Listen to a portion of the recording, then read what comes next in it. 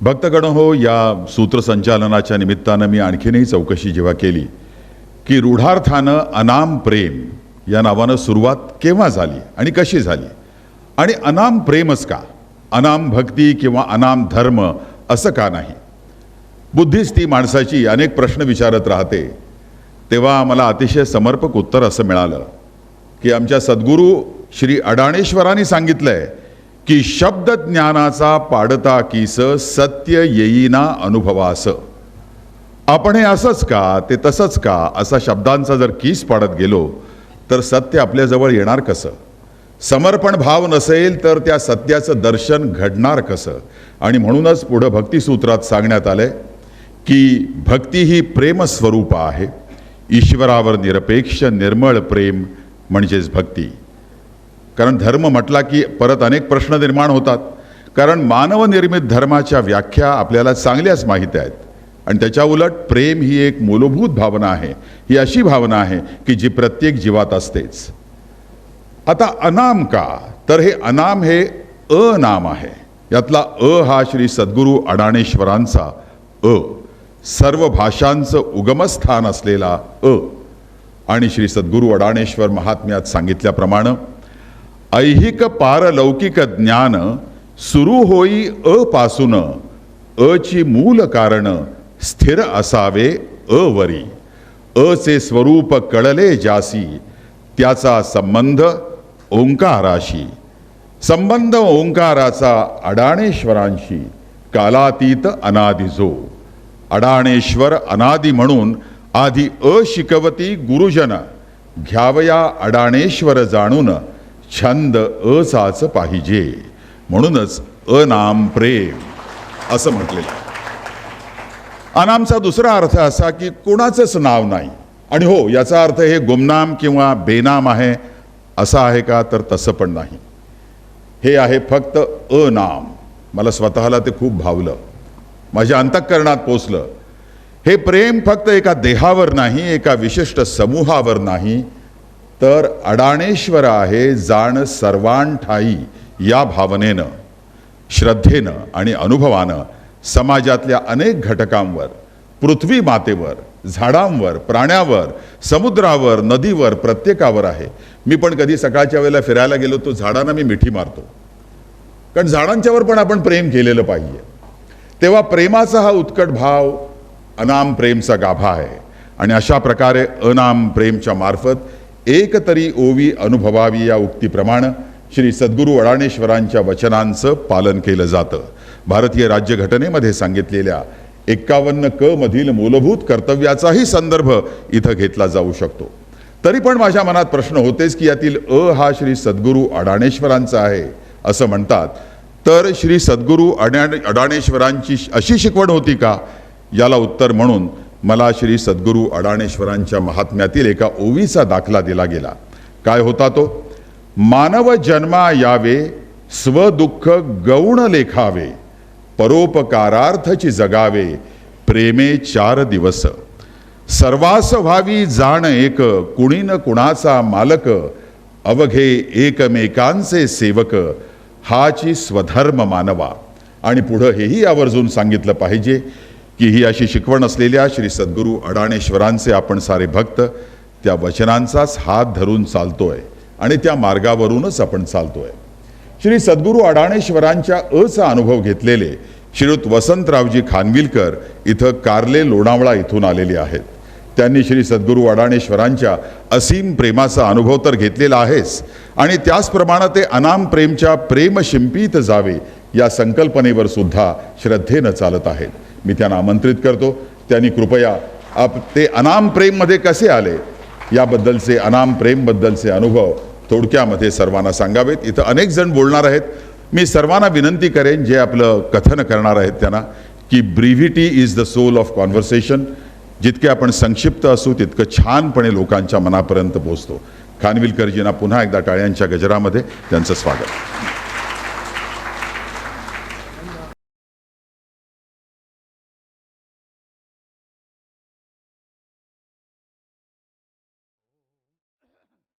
ओम श्री सद्गुरु अडाणेश्वर समर्थाय नमः.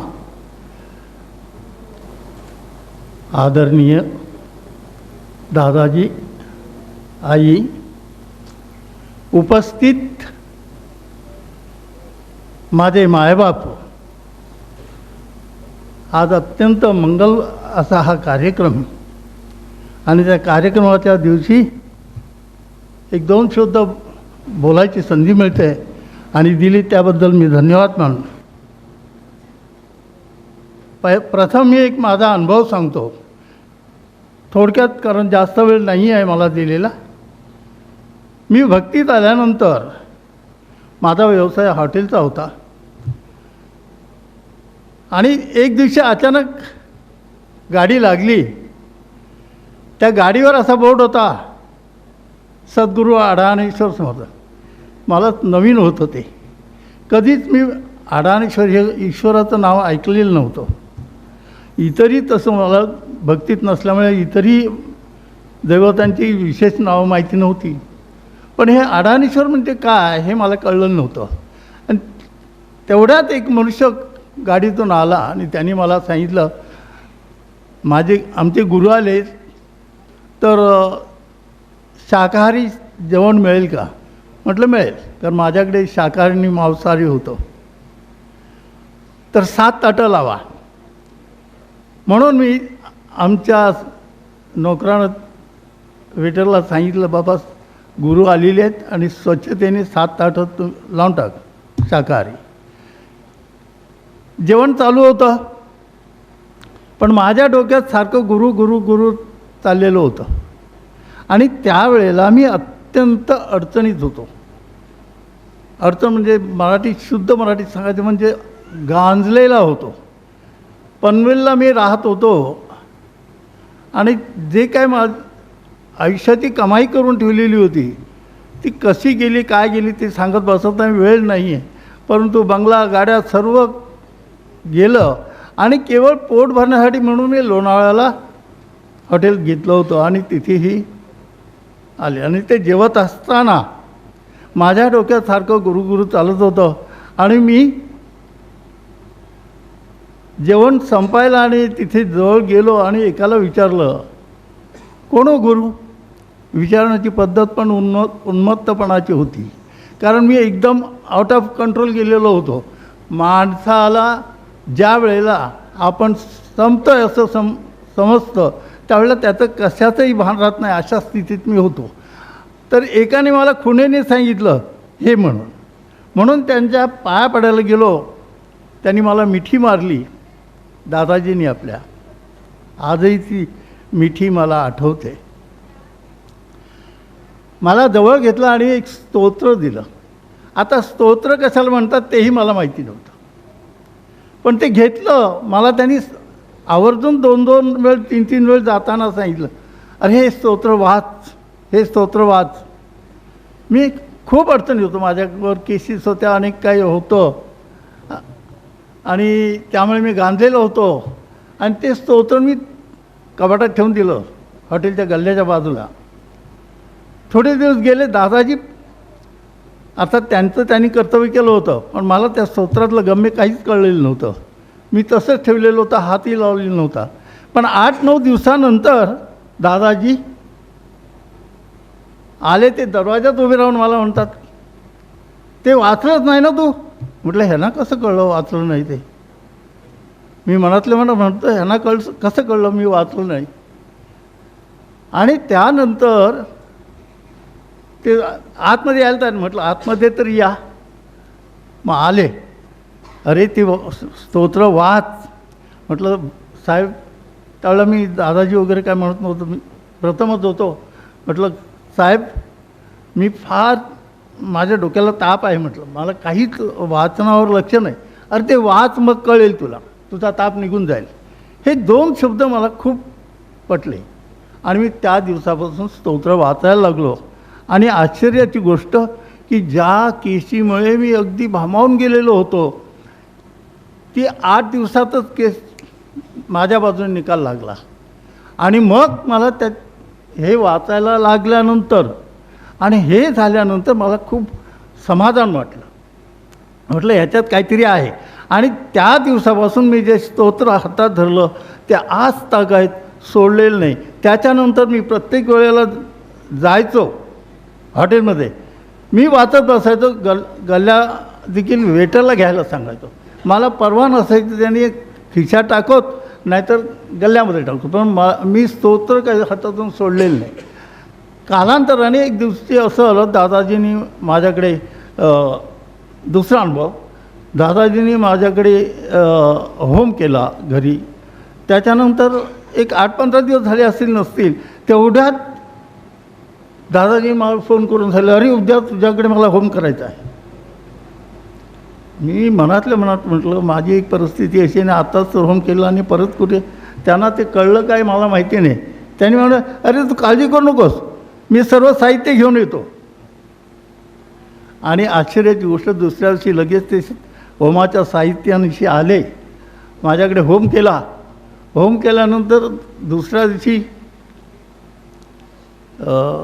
उत्तर पूजा वगैरे झाली आणि मी माझ्या लक्ष्मीला म्हटलं, त्यांना सांग आपलं हॉटेल चालत नाही म्हणून. तर माझ्या लक्ष्मीने सांगितलं की दादाजी बघा अजून हॉटेल चालत नाही. अरे कसलं हॉटेल घेऊन बसली, तर वाचेल तर नशीब थांबत. आम्हाला काही कळलं नाही. म्हटलं मी तर स्तोत्र वाचतं, हे कसे म्हणतात वाचत नाही म्हणून. आम्ही ह्या विचारात राहिलो. पण दुसऱ्या दिवशी संध्याकाळी 7चा टाईम होता. अक्षरशः वस्तुस्थिती आहे, सत्य आहे, तेच तुम्हाला सांगतो. 7चा टाईम होता. कस्टमर एक तिथे बसलेली होती आणि त्याच्यातला एक कस्टमर माझा ओळखीचा होता, म्हणून मी गल्ला सोडून त्याच्याजवळ जायला निघालो. तेवढ्यात ॲटम बॉम्बसारखा मोठा स्फोट झाला. बाहेर ते रिक्षावाले वगैरे सर्व धावत आले आणि त्या ॲस्बॅस्टनचा पत्र्याला असा होल पडला होता. त्या होलमधून असा धुराचा लोट आला. तो माझ्याकडं न येता साईडला गेला. माझं अंग थरथर कापत होतं. आता म्हातारपणामुळे कापत आहे, पण त्यावेळेला मी जाऊन होतो, पण तो थरथर कापत होतं. आजूबाजूचे लोक आलेले ते बघत बसले. मलाही काय कळलं नाही. शेवटी मला आठवलं आणि मी फोन घेतला आणि दादाजींना फोन लावला. दादाजी असं असं झालं आहे. दादाजींनी फक्त एवढंच सांगितलं, वाचला सांग बाबा, फोन ठेवून दिला. मलाही काही कळलं नाही. पण नंतर मग त्याचा उलगडा झाला. अशा आता ते तुम्ही समजा काय होतं काय नाही ते, कारण त्याचा उलगडानंतर माझ्या एका समजदार माणसाकडून मला झाला आणि त्याच्यातून मला एक जीवदान मिळालं असं मला समजलं आणि सत्य होतं ते. त्याच्यानंतर आज तागायत त्यांचा ती पहिली मिठी आणि त्यांचं प्रेम जे सातत्याने मी जोपासलेलं आहे. आता हे अनुभव झाले, पण 2 शब्द मला भक्तीवर सांगायचे आहेत. मला ते भक्ती करून माझ्यात जे रुजलं ते तुमच्यापर्यंत पोचवावं अशी माझी इच्छा आहे. आणि त्यानुसार तुम्हाला सांगतो, भक्ती म्हणजे आपल्या शरीरामध्ये दुष्ट असे जे काही वाईट विकार आहेत ते घालवणं म्हणजेच भक्ती करणं. आणि आढांश्वरांची भक्ती लाभणं हे का अत्यंत श्रेष्ठ आहे असं मी म्हणतो की आपण नमस्कार केल्यानंतर चमत्कार दिसतो, तसं भक्ती केल्यानंतर त्यांचा आशीर्वाद लाभतो. ते प्रत्यक्ष आपल्याजवळ प्रत्येक भक्ताजवळ असल्याची जाणीव प्रत्येक भक्ताला होते. पण केव्हा की आचरणयुक्त भक्ती केली तर. नुसतं स्तोत्र घेतलं, वाचलं आणि ठेवलं त्याला काही अर्थ नाही. ते स्तोत्र अशासाठी आहे की आपल्यामधले वाईट विकार जे आहेत, वाईट विकार आहेत, आपली दृष्टी स्वच्छ नाही, आपली वाणी स्वच्छ नाही, अंतर्यामी जे जळलेले वाईट वासनायुक्त असे काही विकार जे आहेत, त्यामुळे आपल्याला त्यांच्यापर्यंत पोचता येत नाही, कोणत्या दैवतापर्यंत. म्हणून दादाजींनी स्तोत्रामध्ये अत्यंत महत्त्वाचं असं एक लिहिलेलं आहे, जे सद्गुरुमत जी राखती तया आवाजेना शुभशक्ती, कोप देवी देवतांचे टळती सद्गुरुदास ठेविता. मर्जी राखती म्हणजे काय की आपल्यामध्ये पावित्रता यायला पाहिजे. आपल्यामध्ये पावित्रता येण्यासाठी काय करायला लागेल तर भक्तीच करायला लागेल. न भक्ती करताना आपलं जे मन आहे हे सैरावैरा आपल्याला जे भरकटवतं ते मन आपल्या बुद्धीच्या ताब्यात यायला पाहिजे. दादाजींनी ते महात्म्यामध्ये लिहून ठेवलेलं आहे. अत्यंत महत्त्वाचं असं आहे की जे मन आपल्याला सैरावैरा भटकवतं, आपल्या हातून जे काही गुन्हे घडवतं, नकळत काही लोकांच्या आपल्या हातून गुन्हे घडतात आणि आपलं कर्म खराब होतं. हा जन्म तशासाठी आहे की आपलं कर्म स्वच्छ करण्यासाठी आलेलो आहोत आपण. आज प्रत्येकाची अशी मनोधारणा झालेली आहे. आपल्याला परीक्षा द्यायच्या आहेत, कशासाठी डिग्री द्यायची आहे, कोर्स करायचा आहे, फक्त पैसा कमवण्यासाठी. ह्याच्यासाठी सर्व पैशासाठी म्हणून परीक्षा देतात, परंतु जीवनाची परीक्षा द्यायची आहे ह्याचा विसर पडतो. आणि जीवनाची परीक्षा द्यायची म्हटलं तर आपलं कर्म स्वच्छ करायला पाहिजे. आणि कर्म स्वच्छ करायचं म्हटलं तर सद्गुरूंची भक्ती करायला पाहिजे. फक्त सद्गुरूंच्याच भक्तीने आपलं कर्म स्वच्छ होतं. कारण सद्गुरूंच्या भक्तीने आपल्या मनावर कंट्रोलिंग येतं आणि ते कंट्रोलिंग आल्याशिवाय आपल्या हातून जे कळत नकळत गुन्हे घडतात ते थांबतात आणि आपलं कर्म स्वच्छ व्हायला लागतं. आणि कर्म स्वच्छ होणं हेच आपल्या जीवनाचं महत्त्वाचं अंग आहे. तरच आपल्याला सद्गुरूंची भक्ती लाभल्याचं, रुजल्याचं जाणीव होते.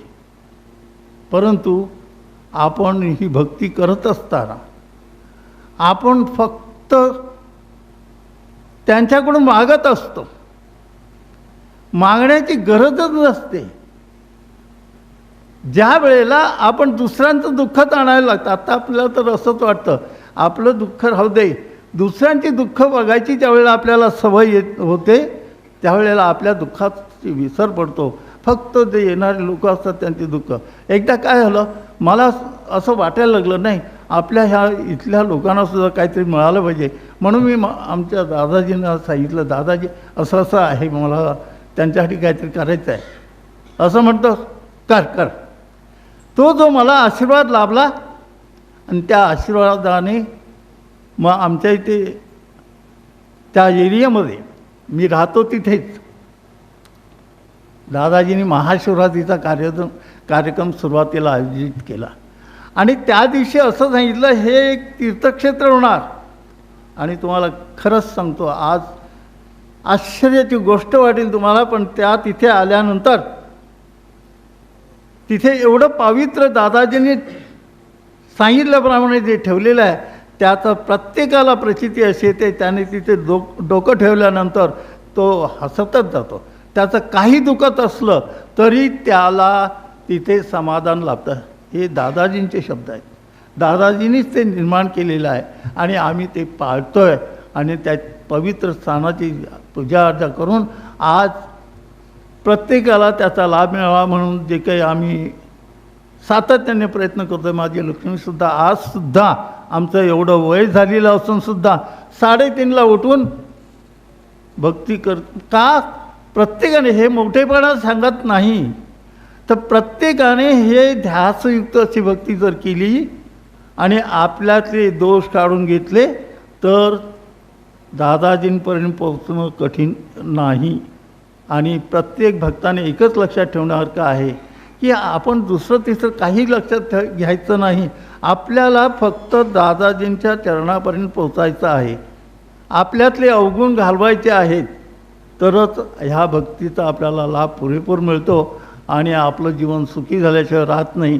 मात्र असं करत असताना काही लोक खोटं काहीतरी कोणाला तरी सांगतात, म्हणजे गुण घालवण्याच्या ऐवजी वाढवतात. दुसऱ्याला कमी लेखणं हा मानवाचा धर्म जरी असला, काही स्वभावगुण काही लोकांमध्ये असतो, तो तसा अधिक हे वाढवू नका. एक गुण घालवण्याच्या हे अवगुण जे आहे ते घालवण्याच्या पाठीमागे दुर्गुण आहे हे दुर्गुण घालवलेच पाहिजेत. दुर्गुण घालवले की आपल्यामध्ये स्वच्छता येते, पावित्रता येते. प्रत्येक आता रूढीनुसार भक्ती करणं हे सुद्धा गैर आहे. का? वडलोबाची जी दैवता आहेत, आज सुद्धा काही लोक भक्त त्याची पूजा अर्चा करतात आणि दादाजींची करतात. असं करू नका. फक्त एकच दादाजींची भक्ती ठेवा. वडलोबाची जी काही दैवता आहेत त्यांच्यात नाही आपल्यात दरी पडलेली आहे. का? तर आपल्यामध्ये पावित्रता नाही, अशुद्धता आहे, ज्या वाईट विकारांमुळे निर्माण झालेली आहे. त्यामुळे त्यांचा आशीर्वाद आपल्याला लाभत नाही. म्हणून ते दुर्गुण घालवण्याशिवाय आपल्याला त्यांचा आशीर्वाद लाभणार नाही. म्हणून असं म्हटलेलं आहे, आधी पड सद्गुरू पाया मग भेटतील देवराया. हे सर्व दैवतांचा आपल्या कुलस्वामींचापासून सर्व आपल्याला आशीर्वाद पाहिजे असेल तर आधी सद्गुरूंची आराधना करायला पाहिजे आणि ती केल्याशिवाय मार्ग नाही. असे अनेक तुम्हाला ऐकायला सुद्धा मिळतील, ऐकतासुद्धा टी व्हीवर वगैरे येतं. मोठमोठे महात्मेसुद्धा अनेक दैवतांची पूजा अर्चा करून मोठ्या स्थितीला पोचतात. पण शेवटी सद्गुरूंची आराधना नसल्यामुळे त्यांना रिवर्स यावं लागतं. म्हणजेच जे आपण पाहुणे आले किंवा कोण आलं तर अन्न वाढतो, ताटं वाढतो आणि त्याच्यावर जर तुपाची धार नसेल तर ते म्हणजे शुद्ध अन्न असं होतं तुपाची धार टाकल्यानंतर. तर त्याचप्रमाणे ही अनेक दैवतांची भक्ती केल्यानंतर तर सद्गुरूंची भक्ती नसेल तर त्या भक्तीला काही अर्थ नसतो, असं माझं ठाम मत झालेलं आहे. म्हणून एक